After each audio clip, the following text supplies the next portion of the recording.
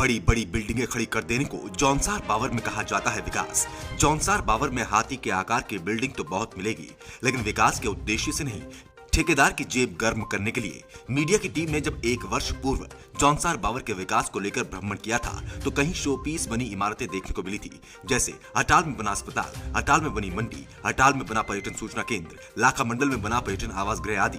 ये तमाम वो विकास के कार्य हैं जो सिर्फ इमारत बनने तक सिमट कर रह गए हैं, और चकराता विधानसभा के विधायक साहब इसे विकास कहते हैं। यदि इन इमारतों की आज की स्थिति के बारे में बात करें तो ज्यादातर में आज जानवर बांधे जा रहे हैं और विभाग आंखें मूंदे बैठा है। अब यदि बात करें उक्त इमारतों में से पर्यटन सूचना केंद्र की, तो ये मोटर मार्ग से 2 किलोमीटर अंदर नदी की तरफ बनाया गया है, जो कि नियम विरुद्ध है। सूचना केंद्र तो मुख्य मार्ग पर होना चाहिए था, ताकि आवागमन करने वाले सैलानियों को उचित दिशा निर्देश मिल सकते। गलत जगह बनने के कारण कोई भी पर्यटक इसका लाभ नहीं ले पा रहा है। इतना ही नहीं, उक्त केंद्रों में कोई भी रखरखाव के लिए कर्मचारी की तैनाती नहीं है। अब ऐसे में जब उक्त केंद्र का विभाग संज्ञान लेकर उचित जांच पड़ताल करनी चाहिए थी,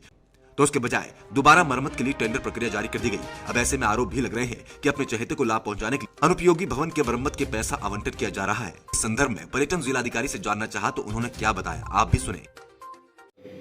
देखिए, इसमें अभी क्योंकि जो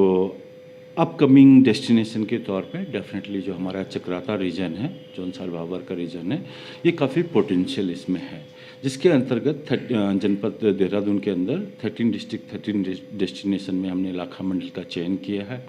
उसके अलावा जो है कोटी कनासर से लेके अन्य इंद्रौली फॉल हो गया, बुधेर गुफा हो गया, अन्य फॉल का भी पर्यटन की दृष्टि से विकास किया जाना है, और उसके लिए ऑलरेडी हमारी तरफ से कार्य योजना स्वीकृत हो चुकी है और टोकन मनी भी हमने कार्यदायी संस्थाओं को निर्गत कर दिया है।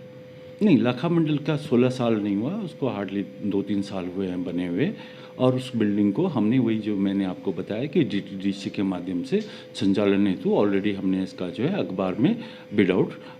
पब्लिश कर दिया है। उसमें उच्च स्तर से जांच हुई थी, और जांच के उपरांत जो भी उसमें खामियां थी उनको दुरुस्त करने के लिए उच्च स्तर से निर्णय ऑलरेडी जो है कार्यदायी संस्था को बोला गया था, तो अपने स्तर से उन्होंने उसको दुरुस्त करा लिया था। देखिए, ये जो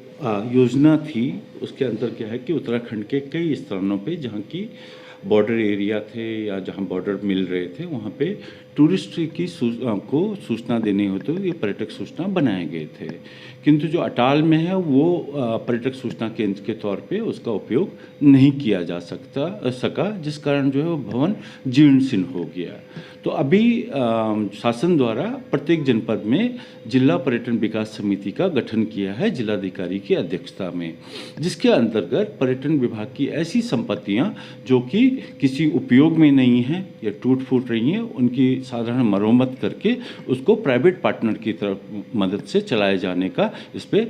प्राविधान होगा। देखिए, इसमें क्योंकि इसमें कार्यदायी संस्था गढ़वाल मंडल विकास निगम है और एक इंडिविजुअल ठेकेदार का तो इसमें कहीं कोई मेरे संज्ञान में नहीं आया है कि किसी ठेकेदार को इसका फ़ायदा, क्योंकि ठेका तो ओपन है, इसमें कोई भी इसमें अप्लाई कर सकता है, जो फॉर्मेलिटी करेगा वही पूरी उसी को ठेका मिलेगा। वहीं जब फोन पर हमारी वार्ता पूर्व जिला पंचायत अध्यक्ष रामचंद्र नौटियाल से हुई तो उन्होंने बताया कि जौनसार बावर में ऐसे अनगिनत कार्य हुए जो मात्र बिल्डिंग बनने तक सिमट गए। ऐसे में उन्होंने कांग्रेस विधायक प्रीतम सिंह पर आरोप लगाते हुए कहा कि उन्होंने जौनसार बावर में विकास नहीं, अपने चहेतों का विकास किया है और ऐसी अनुपयोगी इमारतें खड़ी करके सरकार धन का दुरुपयोग किया गया है, जिसकी उच्च स्तरीय जाँच करवाई जाएगी। उन्होंने कहा कि तत्काल पर्यटन विभाग को सूचना पर्यटन केंद्र के इस टेंडर को रोकना चाहिए तथा इस घोटाले की निष्पक्ष जांच के उपरांत ही कोई निर्णय लेना चाहिए, ताकि सरकारी धन का सदुपयोग हो सके। Bureau report.